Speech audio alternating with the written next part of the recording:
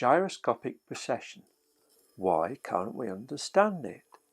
Could it be that we simply don't experience it in everyday life and therefore struggle to instinctively predict it?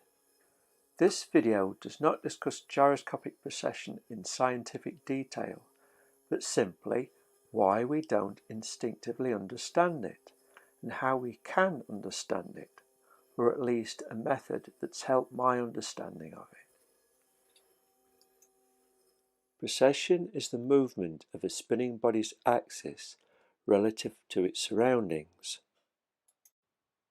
Why should it confuse us if it is subject to the simple laws of motion that we experience in the world every day? Newton's laws of motion state a body should remain either static or travelling in its original direction until affected by another force.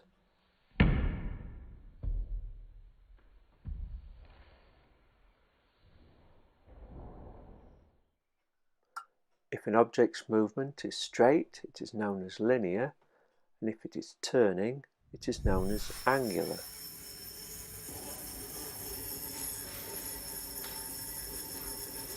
Let's look at these laws of motion in more detail. It's easy to see how linear and angular motion maintain their original direction if unaffected by outside forces.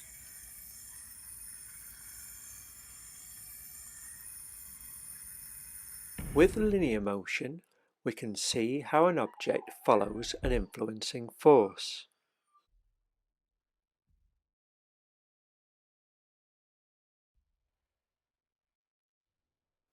We can even predict the complex interaction of linear forces on a body. When it comes to angular momentum, our predictions can sometimes be 90 degrees out and have alarming consequences. I believe the reason for this is because we forget that the gyro or spinning body already has angular motion, shown here in red, and this follows the direction of of the influencing force, shown in green.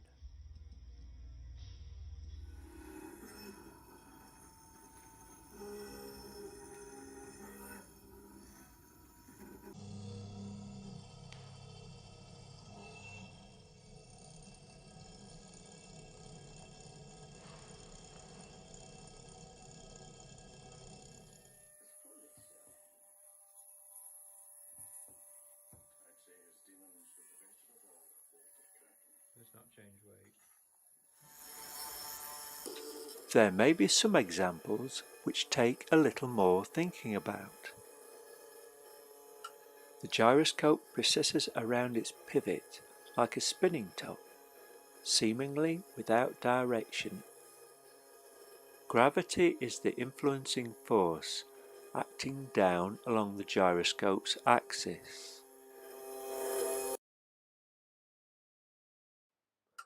The angular motion or spin of the gyroscope is at 90 degrees to this, so the two cannot align.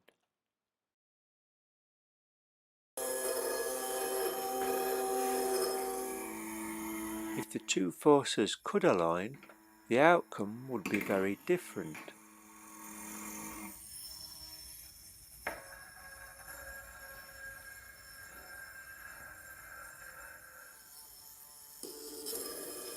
Now we can see that the flywheel is always turning towards alignment, but can never reach it. If we want to predict the direction of this precession, then there is one more factor to consider.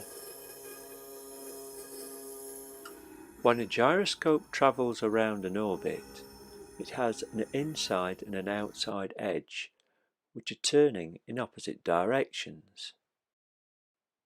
The increased leverage at the outside edge means that this direction has the most momentum. The rotation of the gyroscope will align with this force, conserving maximum momentum. With this spinning top or gyro arrangement, the downside of the flywheel is trying to align with the downward force. Like following a rainbow, as much as the flywheel turns, the axis is always the same distance ahead of it.